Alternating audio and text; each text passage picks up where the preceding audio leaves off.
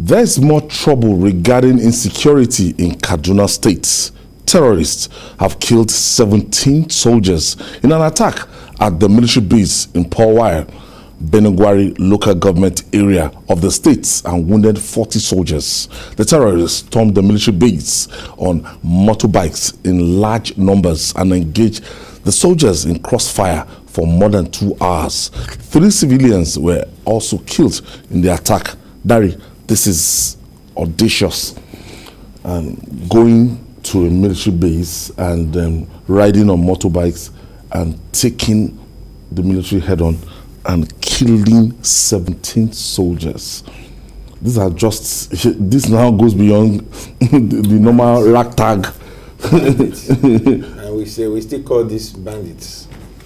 You see, AY. Going to a military base. See, you look at going to a military base. I look at entering Kaduna at all. Kaduna for what it is when we talk about security, military formations. You can't count less than 5, 6 in that state. More than. So I would think even terrorists would think twice before storming such a state. How much more? Taking on a military base. And I ask a question. The soldiers, were they caught napping? Were they ill-prepared? Or were they overpowered? Is it that we now have more terrorists in numbers now than ready soldiers? I mean, combat-ready soldiers. If that's the situation, then we're in trouble. Serious trouble. If you look at the succession, the quick succession in which attacks took place in Kaduna in the last couple of weeks, one will begin to wonder, are these elements sending signals to us? If we continue to pretend that we are winning the battle against terrorism in the northeast, are they trying to tell us that just look right behind you, we are here in the northwest? Because Katsina now almost inhabitable. Daily attacks. Come down to Niger in the north central. The governor and some officials boldly stated it as a matter of fact that some local governments are now in the hands of terrorists, controlled, administered, governed by bandits and terrorists. I would almost want to say we need to take a very good look at what is happening in Kaduna. These attacks, Ayo, are not happening in the rural areas anymore.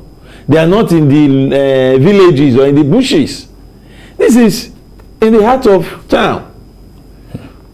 In places where one would expect to be most secured, having military formations. This is a military base. They didn't go there just to kill. They needed arms. From the reports, they carted away arms belonging to Nigerian soldiers. Asogo, there was a time that if anything happened anywhere and people engage any kind of the military guys, as in you have maybe 1 or 2 soldiers, you know, that's casualty. You know that the whole area, they will know that they're in trouble, that they will relocate from that place, yes, because you know that, not to talk of a situation whereby 17 soldiers. Ayo, it's getting more scary by the day, you know. I remember, just like you said, whenever one soldier is killed in a particular area, then it means that area is in trouble. We don't want to talk about what happened in Odi. In 1999, what happened there, and they grounded the whole place, you know. And this is in Kaduna. It is becoming every day now. Military bases that we think they are going to be, when once there's any situation outside and you run into, is now being overrun by terrorists. Whether you call them bandits or you call them terror, because I want to, those guys getting are access into your armory. Yes, and you know, because we are saying that they are bandits. We by the time we say, oh, these guys are bandits, we are just trying to deodorize them because they are killing people. They are killing people. The other time they went to the airport, they took over the airport, the Kaduna airport. Then they even bombed the train. So these guys is like they have an objective, and that is where the government or the President Buhari needs to sit with the service chiefs. I know he has been sitting with them, but what did he tell them? What has he told them? Because Kaduna is not just any state. Just like Dari said, it's not just any state. Kaduna is where we have most, if not all, the military formations in Nigeria. We have one deep there. Nigeria Defense Academy, Ayo. You remember the attack Nigeria Defense Academy? Till today, we've not heard the reports. We don't know who has been prosecuted. No. That one has been swept under the carpet. We still have the Air Force base in Kaduna. And if these guys are targeting, because if anything happens to Kaduna, Ayo, that is where our armory is. No, one division, the foremost yes, division. The armory that all military bases in Nigeria, where they get their armory is in Kaduna. So we need to start thinking, why are they targeting Kaduna? The government needs to start thinking. We that were in the south, we also have to start thinking, why is Kaduna? Biringwari is big. It's 5 times bigger than Lagos. In fact, those guys, they have a forest that they stay. So why can't we just bought Tucano, for crying out loud. We shouldn't, that's what I'm saying, we shouldn't call them bandits. Call them terrorists so that we can use the Tucano on them. And these same guys, the so-called Ansaru group, they've been disbanded. The government listed them amongst terrorists. So we can use our Tucano on them. So we shouldn't keep we didn't bring Tucano for it to become an antique. No, it's for us to use the Tucano on people who do not want us to have peace. So the federal government should start looking at that level.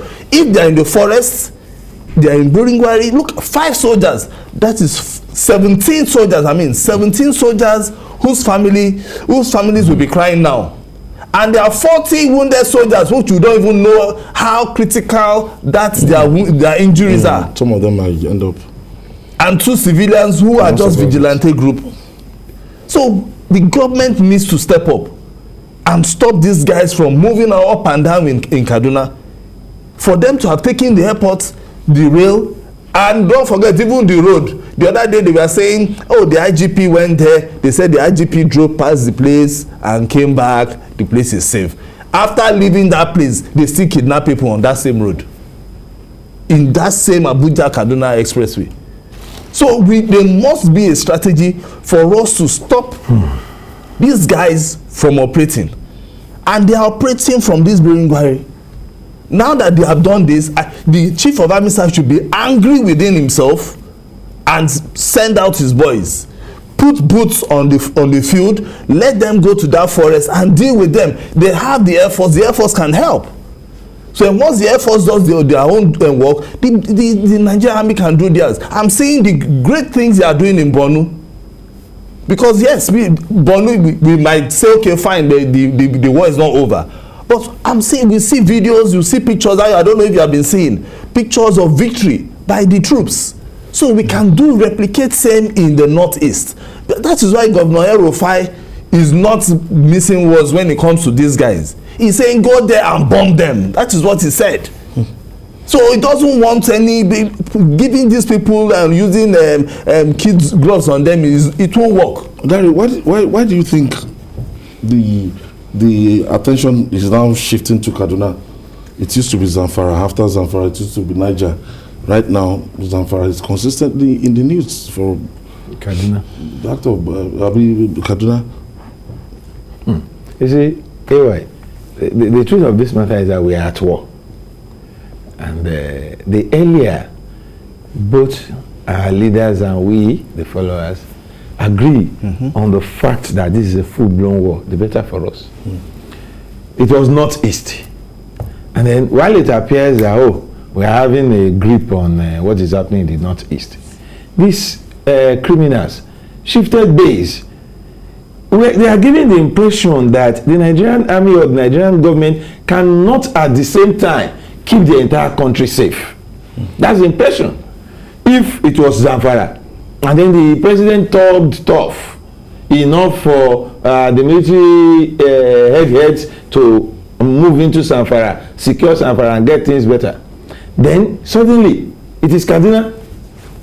Don't forget that at a time it was Katsina. They left Katsina. Now it is Kaduna. They are trying to send this message that look, you cannot secure the whole country at the same time. And you know, when somebody said the government that cannot secure the country has lost moral justification. It is not a common saying. It's a proverb. It's a statement of fact that we have a situation. Kaduna is in the news. The governor has told those who care to listen that he's, perplexed, is tired, and it's not as if he's not proposing solutions or possible ways of handling. He said he wants mercenaries. He said he may be forced to bring in mercenaries. Some people were putting to say that will not be allowed, but what will be allowed? What solutions are they providing? He said, bomb these guys. We know where they are. Each time he is talking, he's mentioning locations. Then we have units in the Nigerian army, units in the Nigerian police that deals with intelligence. Is it that I saw a video of what is the name of this thing? A drone, and down there were militants or bandits, as it were, and they were looking at obviously they don't know. They know this is something up there, but they don't know what to do with it. They don't know how to handle it. That's an opportunity. We have their videos. Are you going to say we cannot use the aerial view to determine where this is? Now we have Tucanos. We have bombs.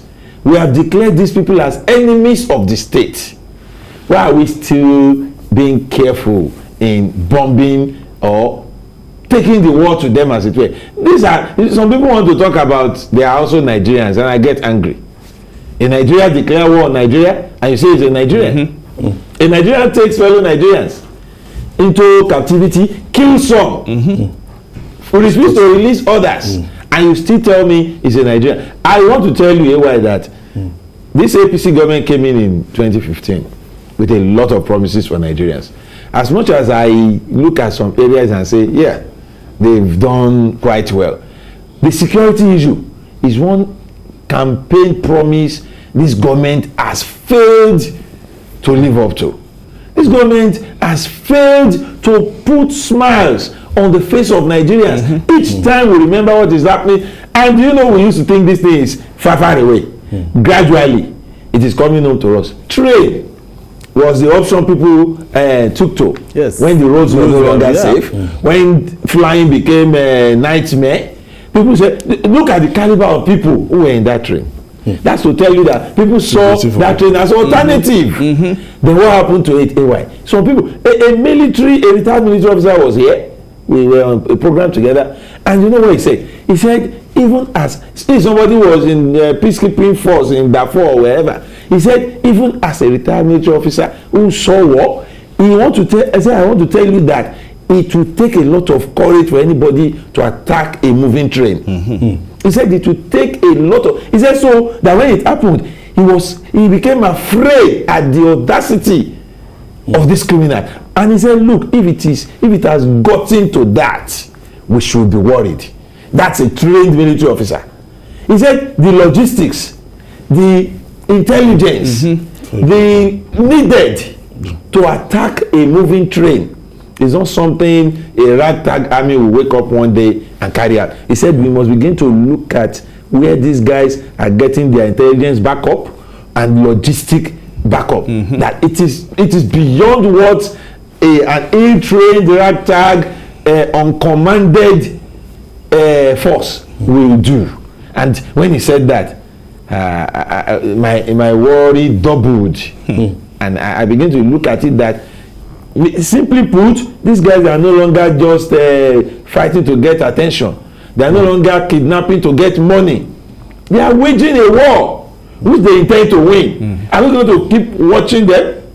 Are we going to surrender to them? Because what is happening is, it looks like a surrender. If they strolled into a military formation, a military base, killed soldiers. Do you know, I've been waiting since this happened to know the number of bandits or terrorists killed. I've not had any.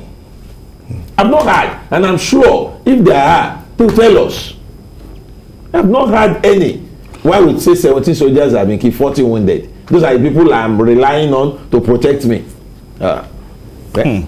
So, as well, in terms of doing something differently, it's becoming perennial that we have this kind of attacks and everything. And in Kaduna, I don't know, maybe the state of emergency, some people are saying it could be declared on that kind of state, because the state is like gradually moving towards a state that has been overtaken by bandits. Well, that is an option, but before the president will want to declare a state of emergency, he has to weigh all the other options, and weighing that other options is trying to move, ground troops, as in moving his entire military arsenal, either to the forest, which I think is called Kamuku Forest, because that is where I heard these bandits, Bandits. Because that forest, they said, is notorious. Is as large as it crosses up to 5 states, different states. In fact, they say it is like the Sambisa of the North Central. So if the government is going to bring that option, the first option should first, let's gather enough intelligence where these people are. Now, the same bandits that attacked the train, till date, we've not heard if we've been able to track them where they are. They've not even gotten in touch with. At least they have unlinked some SIMs. Abi? So we have the machinery, in quote, for us to know where most SIM cards, where some calls would have come from. So the GPRS should be able to get that information, and then we can trace. So by now, the Ministry of Communication should be able to tell us what the effort they have made in collaboration with the Nigerian military, so that they will be able to trace that and track those guys and bring them down. That is one. Before we begin to talk about the state of emergency, because the president will have to look at all the options. But me, I do not. If the state of emergency is going to bring peace in Kaduna, like I was telling you, where we have in military formations, where we have virtually everything that concerns our military, one state that has everything that if they declare war, we want to declare war with any country, we start from Kaduna. The president will have to sit down and see if the state of emergency will be good. Larry, some people are saying that it's not possible for this kind of attack to take place without insiders, without having collaboration with terrorists, some military guys, that it's not just possible. They would have done their own assessment, they would have seen the number of soldiers on ground, would have seen how the logistics, the planning, the information needed. Because you don't just leave your base and on a motorbike and start riding towards a military base to go and fight. It's not like fighting on the streets of Bariga with bottles and a knife. No. You need to know what you are going to meet. So, do I need anybody to tell me? And those guys are coming with bikes. So they should have heard. They know. I don't need anybody to tell me. And you know the number of kilometers. They rode all through the state, from where they were coming, from the forest, and nobody alerted the military base. I don't need anybody to tell me there are inside informants. And that is why I tell you, I am worried. I am worried because even before the fight is over, some of our men are surrendering. Surrendering in the sense that they are aiding and abetting these criminals. When you do that as a military person, you are surrendering the war. And that's why when you spoke about the issue of declaring state of emergency, I would readily say I won't subscribe to that. I'll tell you why. Why do you declare state of emergency? Because you think the military will do better when they're in charge. Is it this same military that cannot protect their own base? The military whose commander was kidnapped, taken away. You said it. When you fight soldiers in Lagos and you as much as slap one, the whole community will evacuate, because you can be sure that when they come back, all hell will be let loose. But it's no longer the same. A commander, a general, what kidnapped, later released. I've not heard of any action on the part of the military to show that we are going to ensure that these insults does not get away undealt with. If the soldiers, the military can no longer protect itself, then if you declare a state of emergency, you are just wasting your time. I think we should pay attention to whatever it is that is wrong with our military. Is it the chain of command? Are they not getting the right command? If so, then let those who should give the right command give it now. Let's stop pandering to the whims and caprices of politicians in dealing with security issues. It will help us. It will not. To the timetable is essential for the credible conduct of the 2023 election. The Independent National Electoral Commission, INEC, says political parties that failed to comply with the provisions of Electoral Act 2022 would not be allowed to participate in the 2023 elections. INEC National Commissioner in charge of voter education, Festus Okoye, said political parties are between now and the 4th of June 2022 to conduct primaries or have themselves to blame.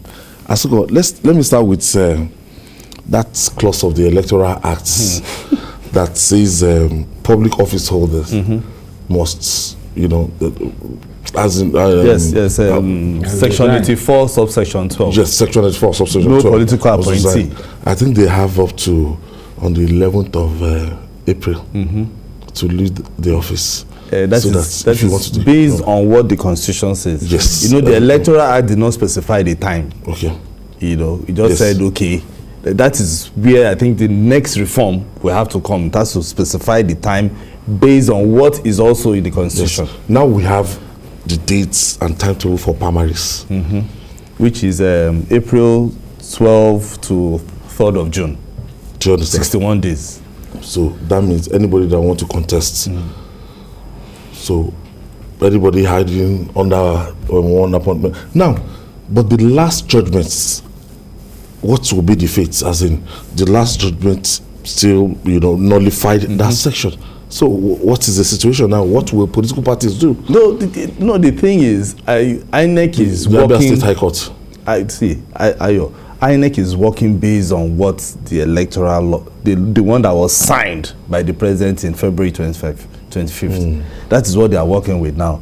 And I like INEC. They are telling everybody, come, based on this act, this new act. And this act, if you look at it, if you read some major sections of it, it gives the political parties enough time for them to do whatever they want to do in terms of the time for your primaries, time for convention, time for you to submit your candidates' names and even upload, make changes and all that, So INEC is also following that.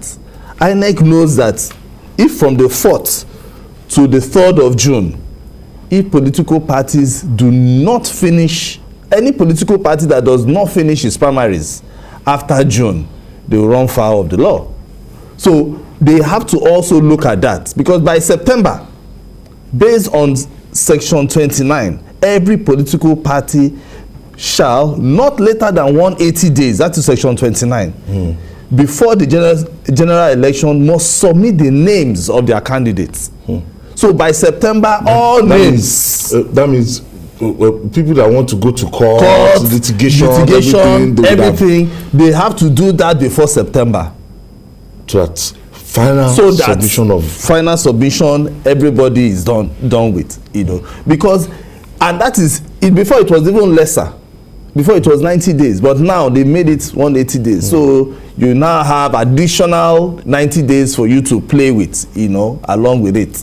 So all political parties should, because I know before we came here, I noticed that APC, PDP, they've released their own timetable for their primaries in terms of House of Assembly, House of Reps, Senate, and Presidential.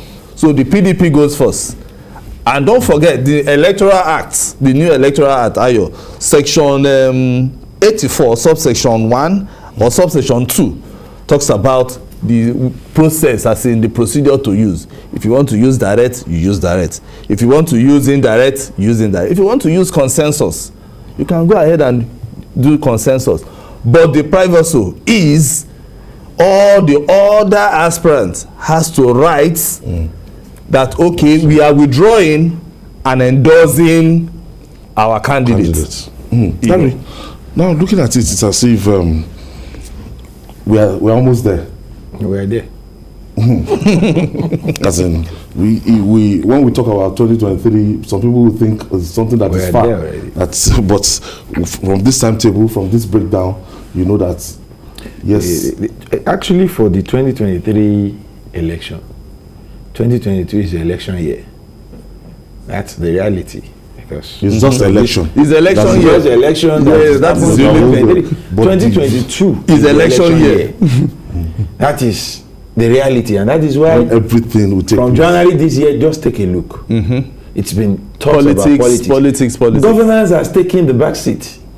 We're now talking politics. We are doing politics. Even governors, senators are doing less of governance, more of politics. You know, they are more in Abuja. Because that is where most of these governors are always. If you don't have your hand on the power pie now, you're on your way out. Yes, sir. In 2023, if your hand is not on the power pie, you are on your way out.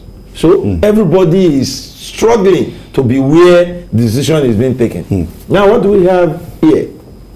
The reality is the new amendment to the Electoral Act and the controversies trailing it has kept politicians and political parties more busy, busier now than they used to be, in the sense that the timing are now more clear cut. You cannot claim ignorance or not knowing, not know your.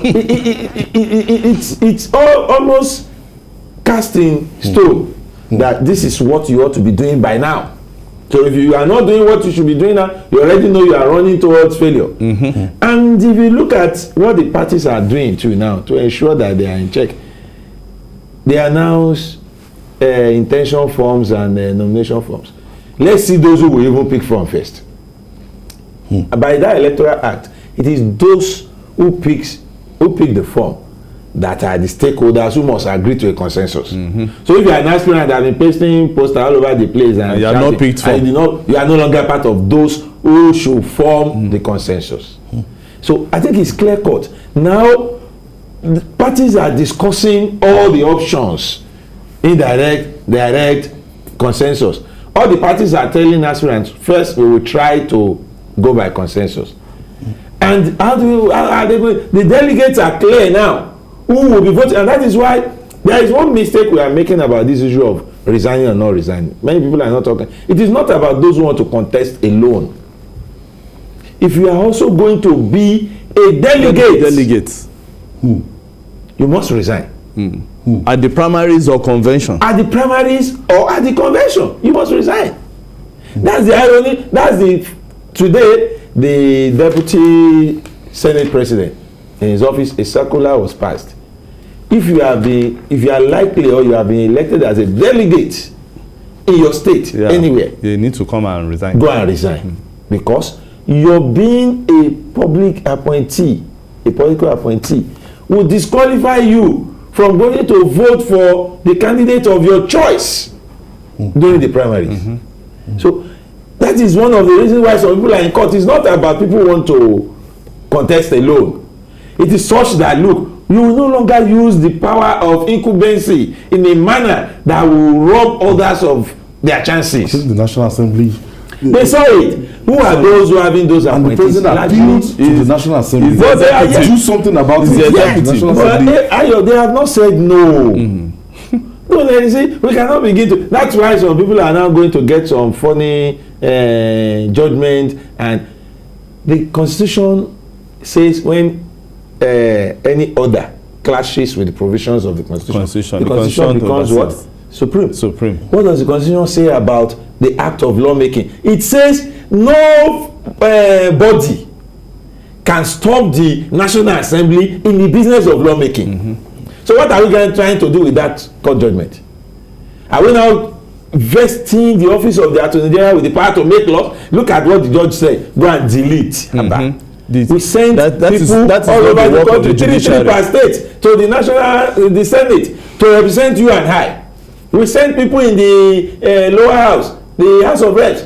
After they sat down, back and forth, front and back, the president even signed. Then one judge, with due respect to the judiciary, sits somewhere and tells one man appointed by the president who signed to go and delete what has been done. And he wanted to do it immediately. And he was ready to do it immediately until the National Assembly appealed. And don't forget, once an appeal is ongoing, that order.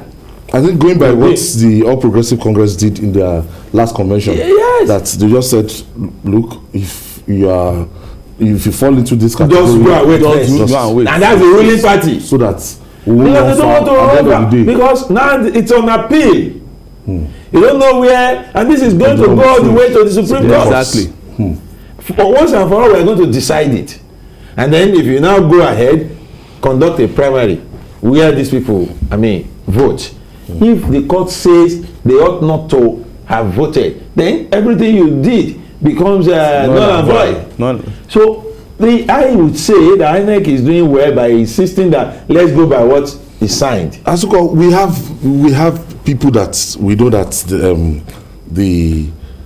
they've been under pressure to contest, or they want to contest, or different they are groups being begged to contest. Yes, there have been people are urging them to contest. People like the CBN governor, a lot of groups I've seen his posters. I saw it at the last convention. They've not officially, but with this timetable now, Mr. Emefiele, we have to take a stand. Exactly. Like the vice president, Yomi Shibaju, a lot of this solidarity group and everybody, they've been rooting for him too. With this timetable now, Mr. Vice President, we have to come out to tell Nigerians. The Vice President is not affected. The Vice President is not.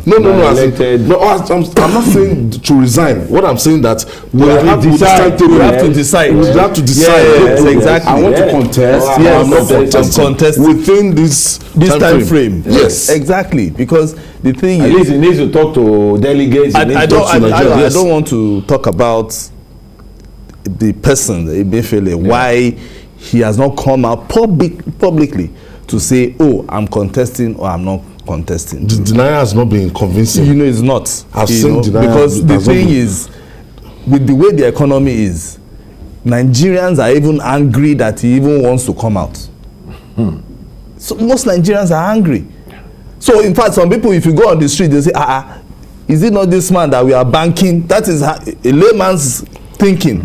This man that is collecting our money, our 65 naira every month. That is how they are thinking. And he wants to be president. So if he wants to be, everybody is entitled to be president, Ayo. If he wants to be president, let him throw his hat in the ring. We want the more the merrier. If the president, this is not the time. This is the time. They said 4th of April. Yes. The vice president wants to. So many other people that we've been hearing their names, including ministers. Let them resign, go and buy form, and then from there, the issue about consensus that we will not is a story for another day. Because for me, I do not like that issue about consensus. Do we turn up in the last convention of the All Progressive Congress? Everybody, if I buy form, don't tell me that you will return my money after I've spent millions of naira and you want to now give me 20 million. No. Let me go to the contest. Let me slug it out. If I lose, I know I lose. You understand? So for the likes of Emefiele, if they want to become, if he wants to contest, let him come out. Aspire. Yes, he can aspire. Why? So all this denial. No, it doesn't hold water. Stand. It doesn't hold water. Let him not waste money looking for people who will say is a Mayfi. No, Mayfi 2020. No, he's not. Say, let him come out and say, I want to. Then bring out his CV. And if he's not interested, he should not come out. He shouldn't. I am not. There is no need for him to do shadow. No. Shadow. Come out and say it, because to me, if he cannot come out and tell me that I want to be president, it means he's a weak president. He's going to be a weak person. You must, as a president, you must stand out and come out and then take bold decisions. That is the kind of people that we should be looking out for. Not people who will look for people and say, go and say it. Let's test the waters. No. You know, we can't be begging people anymore. But some people are begging him. No, we don't know. The thing is, if somebody is begging me, he's sitting in his office. No, people are coming there to beg him. If somebody is begging me to become something, then you are not. I'm not interested. Then I'm not interested. I'm not I will prepared come out for and him. I'll say no. For this particular position, my guys, No, I'm not sure I can do it. And if I am interested, I'll say, okay, thank you. People are even looking I at am the moral interested. perspective that this person is in charge of our treasury, and by this time, if you want to go close to anything like that, he should have resigned from that office. In other climes, these things are just. They are very easy. They are the normal. Yes. They are the normal. But here, we begin to ask questions. Why? You want to be president, or people are asking you to be president, and you are already giving it a consideration.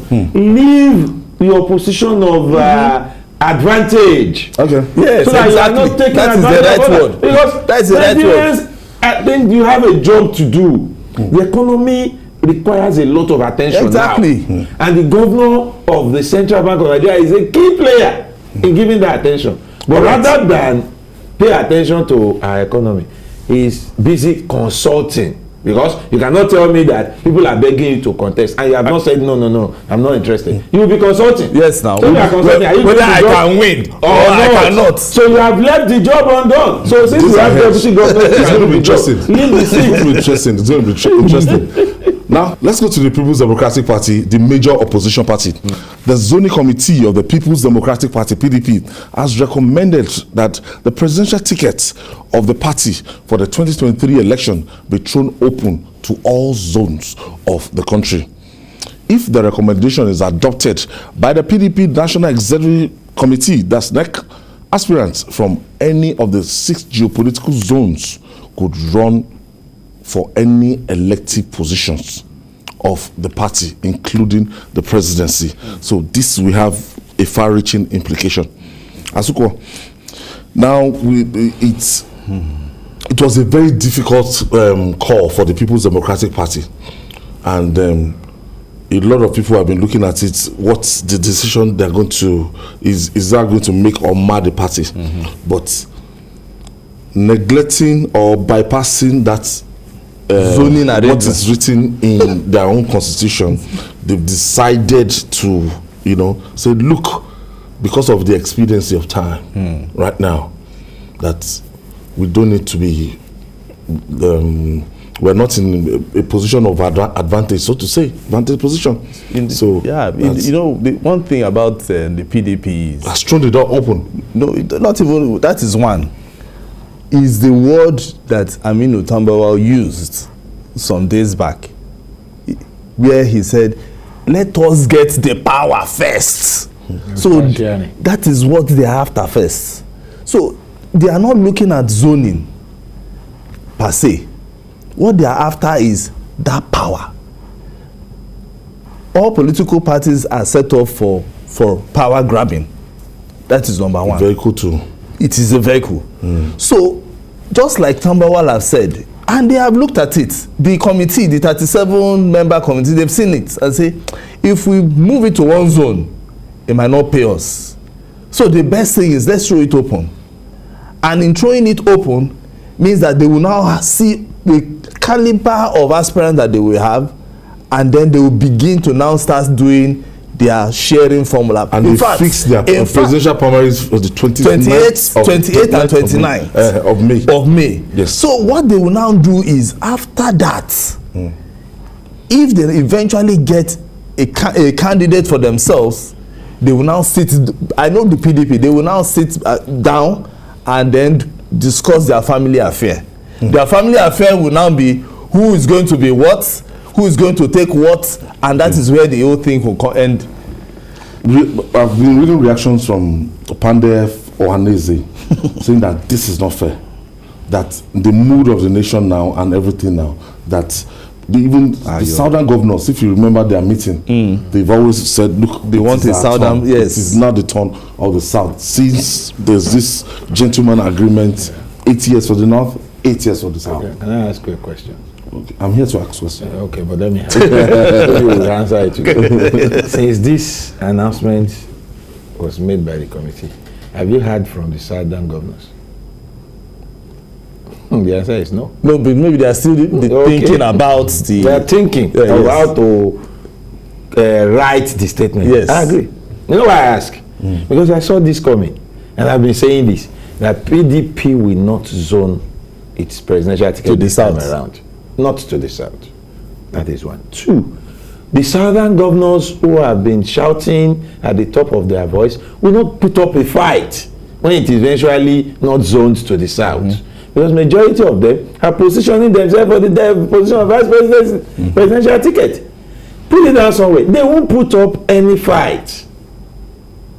What we have seen happening is positioning. And why is it so? Because PDP is it's at a point in its destiny that it will either make them or mar. Make or mar. PDP will never be the same after this decision. No, write it down. Why they will not fight now is interest. 2023 interest. If I don't get the president, at least I'll get the vice presidency. And if they throw it up and down, but don't you think this will reduce the equity, the equity and fairness that we've been talking about? That is exactly what I'm saying. A man like Peter Obi will not, he might not have a level playing field when he is rubbing shoulder with the likes of. But you know that a man like Peter Obi already knows that's the situation, and that is why I'm telling you they won't put up any fight. And now look at the platform for what is the fairness in a party saying yes, it is written in our constitution that we will do zoning, but this time around though we're not going to do it. For what reason? Because of political permutations? Okay, you think it will take a northerner to win the 2023 election for your party? Exactly. Are you saying the party is a northern party? No. So what are you telling the southerners in the party that look, the chances are that there will be a time when you'll be less equal to others in this party? That is one. Two, they should not forget that this is just a gamble. Give the ticket to a northerner. Let the other party give its own to the southerner. We had a situation in 1993 when the northerner contested against the southerner and the southerner won in a free and fair election. Nigerians are no longer as parochial as some people think. Even in 2011. In 2011, Jonathan versus a northerner, a southerner won. And in 2015, when everybody felt that, the southerner was going to have a free league, a northerner won. Look at the votes he garnered from the south. Nigerians are now more politically enlightened than some people think. So what PDP has done today is to decide its own fate. Whatever happens to PDP after this decision, nobody should pity the party, because the party took a decision to tell some of its own chieftains and members that at a crucial time as this, you are less equal to others. I listened to former Governor Donald Duke, talk, and Donald Duke was saying, wait a minute, that somebody like Alhaji Atiku Abubakar has been contesting since 1992. That he had always been contesting until now. What he feels that it's high time he gives another set of people the opportunity and everything. And somebody like Governor Nyesom Wike, I don't know how the party is going to manage him. He's not going to make noise. No, the thing is, the governor would just, for Rivers State governor, he would just, most people don't even take him seriously. In the first place. That is number one. How? What do you mean by most people? No, most when he's talking, Nigerians want to just laugh. That is it. Really? Yes. The only place he can win election will just be maybe in Rivers. No, one may not And actually say maybe that. his friend in Oyo can also give him votes. You understand? That is it. But when once he comes outside, you know, I'm not sure he can. So Ayo, concerning Atiku Abubakar, the man has contacts everywhere. Once you have structures everywhere, that is what wins your election, Ayo. So, and that is what most that is what to beat. Yes, that is what most of the aspirants lack. They don't have it. When once you have the structure, when once you can appeal to the sitting governors, the ones that are sitting now, and they believe in you, they know that okay, you can win the election, Ayo, they will back you. Rather than looking for somebody who will talk on them, talk down on them. No, they won't take you. They will just be laughing and say, oh, yeah. But at the end of the day, when the real thing comes, they will leave you. You understand? So Ayo, the PDP, just like Dari says, they need to be careful with their decision. This decision, like we have said here, is either going to make them, they have taken a gamble. Anyway, politics is about this gambling anyway. It's either you win or you lose. So they have taken that gamble. Who is going to be their flag bearer now is what everybody should be looking at. And but he's already tilting towards one man. He's tilting towards one man. And I don't know if Nigerians... Those that supported him the last time, are you sure they're ready to support him again? I know, by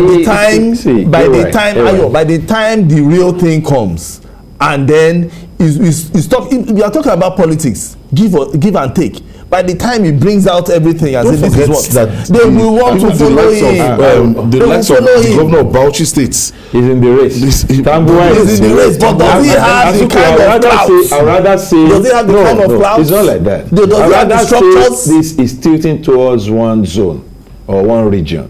Of course, everybody knows it's tilting towards one. To say it's tilting towards one man, no, it's still open. Open in the sense that, look at what Tambuwa and Co are doing. They want consensus. They are not consulting Atiku now. Okay, among we governors, let's have consensus. If they are able to do that, northern governors now, that they are not talking about southerners, they say in the north, let's have consensus. So between him, the Bauchi governor and Saraki, who can single-handedly win election across Nigeria? Listen, if the party goes by direct primary, they are governors. They belong to the governors forum. They know how they do this thing. You saw what happened in their convention. They tell them, my brother governors, this is what we're going to do. If they agree to share the presidential ticket and the vice presidential ticket with them. Anyway, they've not decided on what to use. Do you know they can scheme out this man we are looking at convincingly, easily? Okay, Governor A from the north, take the presidential ticket. Governor B from the south, take the vice presidential ticket. Then we'll promise you this. Go to you are finishing your time, go to the Senate, go and stay there. This is what you get. Their delegates will shock.